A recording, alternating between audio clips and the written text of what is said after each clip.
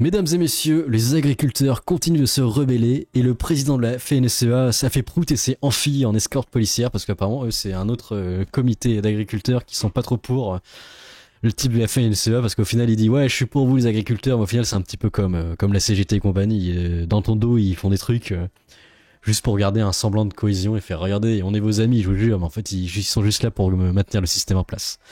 Du coup les carabissoules commencent à commencer, on prend des caddies.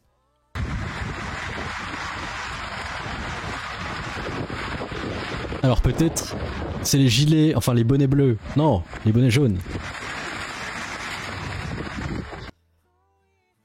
Il y a un barbecue qui a été organisé. Benjen Cigar était là d'après la légende. Voilà, Big Saucisse.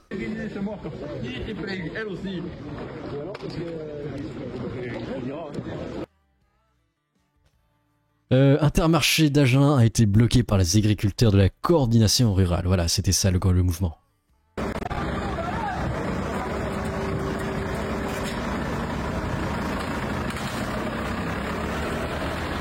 C'est bien cher à nettoyer ça.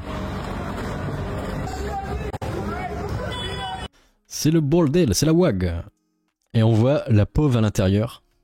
C'est tout cassé. C'est fou. Du coup, le faux ami Arnaud Rousseau, descendant de Sandrine Rousseau, président de la FNSEA, on rappelle la corpo qui est censée être pour les agriculteurs, mais ok, en fait... La fourberie Escape a incarné, sort du palais du congrès d'Agen mais refuse de parler aux agriculteurs et fait prout. Il finit par s'enfuir tel un couard à vive allure. C'est Gonzague le couard, messire, regardez.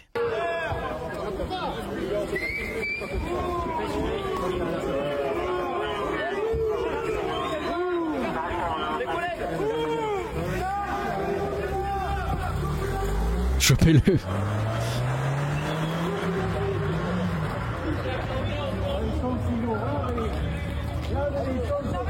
Il va vite, il s'enfuit vite. Le Quaropithèque.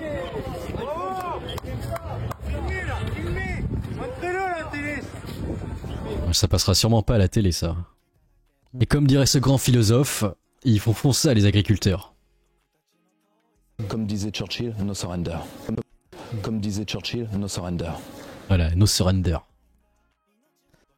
Mais même s'il n'y a plus d'approvisionnement d'agriculteurs, il y a toujours l'homme persil qui vend du persil interdit par la Convention de Genève, interdit dans l'OTAN, interdit par le Mercosur, interdit dans l'espace Schengen. Ce persil douteux. Mais qui veut l'acheter d'ailleurs, ce persil? Peut-être les bobos qui veulent un plat exotique. Avec les tours Eiffel inclus. Alors peut-être que 200 grammes achetés, une tour Eiffel offerte. Hein, je sais pas.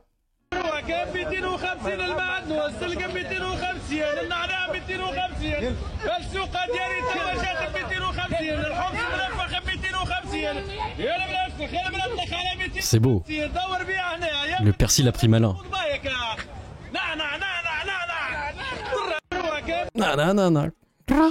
C'est fou. Tout ça pour du persil.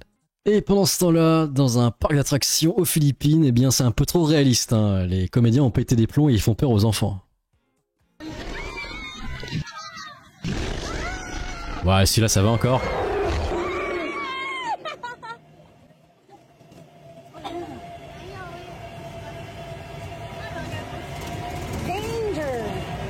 Danger.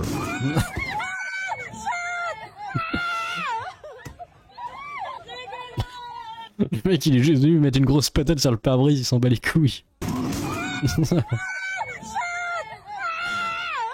Je pense qu'il avait une rancune. Hein. Il en a marre de bosser là. Il n'en peut plus.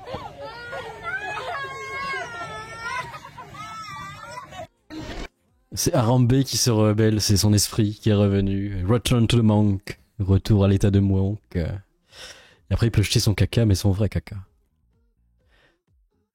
Le fantôme d'Harambe, son esprit vengeur.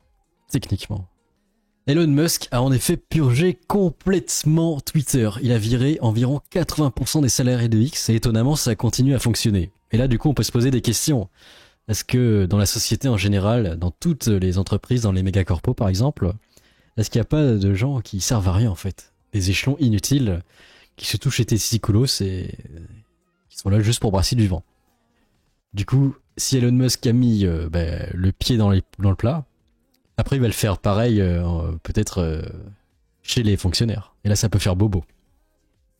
Donc les bullshit jobbers, accrochez-vous. J'espère que vous n'êtes pas happiness manager. Vous risquez de prendre cher. Parce que pour rappel, il a été élu dans le conseiller dans l'efficacité gouvernementale. Et il a pour mission de réduire les dépenses de l'État fédéral. Le milliardaire est ouvertement libertarien. Donc ça risque de purger du monde. Il y a des gens qui vont prendre cher, qui vont se retrouver au chômage technique. D'ailleurs, BFM tente de débunk SpaceX, mais en fait, ils ne comprennent pas du tout comment fonctionne l'aérospatiale. Eux, ils pensent que ça a échoué, Starship, mais en fait, ça n'a pas du tout échoué. Je vais vous expliquer après. On va regarder leur vidéo un peu bancale où ils disent que c'est nul, ça a échoué, mais en fait, je crois qu'ils comprennent pas le principe. Mais on va regarder. L'une des images de la nuit, elle nous vient des États-Unis avec l'échec du retour d'une fusée Starship à Boca Chica, au Texas, sous les yeux de Trump, invité par Elon Musk. Oui, c'est ça. Prononcé, hein, c'est un peu Garcimore, en fait. Des fois ça marche, des fois ça marche pas. Journaliste. Décès de la fusée géante. Vous savez que normalement, une partie du lanceur revient sur Terre. Là, ça s'est pas bien passé. Voilà. Le premier étage, qui mesure 70 mètres, a fini sa course dans la mer. Et de son côté, le vaisseau de Starship a continué son vol normalement et lui a améri dans l'océan Indien. Voilà. Bon, Donald Trump qui poursuit ses nominations atypiques. C'est la dame là. Vous voyez cette femme à gauche avec la veste à carreaux? Eh bien, c'est l'ancienne patronne du catch américain. Attention. Ah, super, mais ça, on s'en fout.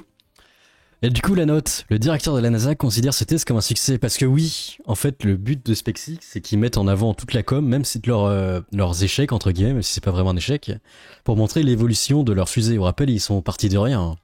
À l'époque, il n'y avait pas le lanceur récupérable, il n'y avait pas le Starship en entier qui a décollé. Tout ça, c'est fait par des données, en fait. Tu fais un essai, un tir, tu retiens, tu prends de la data, tu les gardes, et après, tu améliores ton tir à chaque fois. Tu fais des tout petits progrès à chaque fois. Même si tu penses que c'est un échec pour eux parce que ça a coulé dans l'eau, mais même pas. Ils ont réussi à le faire atterrir dans l'eau proprement, après ils peuvent le récupérer pour l'analyser. Tant que ça explose pas, ça va. Mais en fait, je pense les journalistes, ils comprennent même pas le principe de l'aérospatiale et comment ça fonctionne SpaceX. C'est un peu débile. Du coup, après, ils ont tenté de se justifier. Pourquoi parle-t-on d'un échec si la fusée a bien décollé? Mais bon, ça a été débunké, alors faire une deuxième vidéo, ça ne suffit pas. On va voir les experts.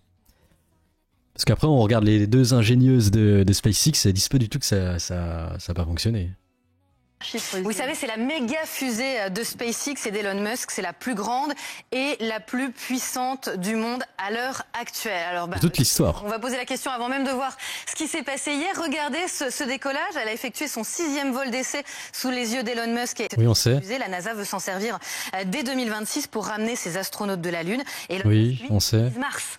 En 2026 aussi peut-être. L'objectif, c'est de coloniser. Ouais, Mars, on n'est pas sûr. Hein. C'est un peu de la poudre de perlimpinpin, mais bon. Pour la Lune, je pense que c'est faisable, c'est le Starship, mais pour Mars, balancer de la thune là-dedans, je pense pas que ce soit rentable. Être entièrement réutilisable. Entièrement, parce qu'en fait, l'idée, c'est de pouvoir lancer plus d'engins plus rapidement sans avoir à chaque fois... Après, vous nous expliquez le principe et on s'est à moitié excusé, hein, mais en vrai, non, ils ont totalement tort. Regardons les experts. Vous avez enfin à moitié corrigé, mais parlez d'échec pour ce lancement alors qu'il a tout à fait fonctionné, même la partie du Starship a été mise dans des conditions stressant les limites. C'est absurde. Ils avaient déjà prévu dès le départ, et même pour le vol précédent. C'est sûr qu'Ariane Espace, c'est un succès. Oui, Ariane Espace, c'est une catastrophe. Hein. Vous entendez encore parler de l'aérospatiale européenne? Il n'y a rien qui se passe. Alors c'est sûr, il y a toujours des petits problèmes, mais ça se corrige à chaque fois. Alors, est-ce qu'on peut regarder justement le tir? C'est où qu'on peut regarder le tir déjà de SpaceX? Alors, on va regarder l'atterrissage et on va voir... c'est étrange, pourquoi tout le monde applaudit si c'est un échec? Ah si, l'espace c'est le futur. Ah, pour rappel, c'est un immeuble qui tombe, techniquement. Un immeuble qui tombe dans la flotte. Et le truc, il revient à un seul morceau. Avec les moteurs Raptor qui se rallument au dernier moment, c'est le clutch. Dans Kerbal Space Program, tu fais la même chose, ça explose. Ce que j'aime bien, c'est la vue en 4K. Ça, c'est plaisant.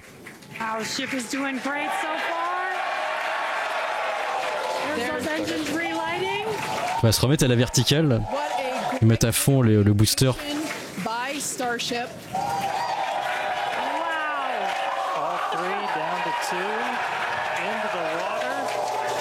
Et là, ça explose pas. C'est ça qui est incroyable en fait.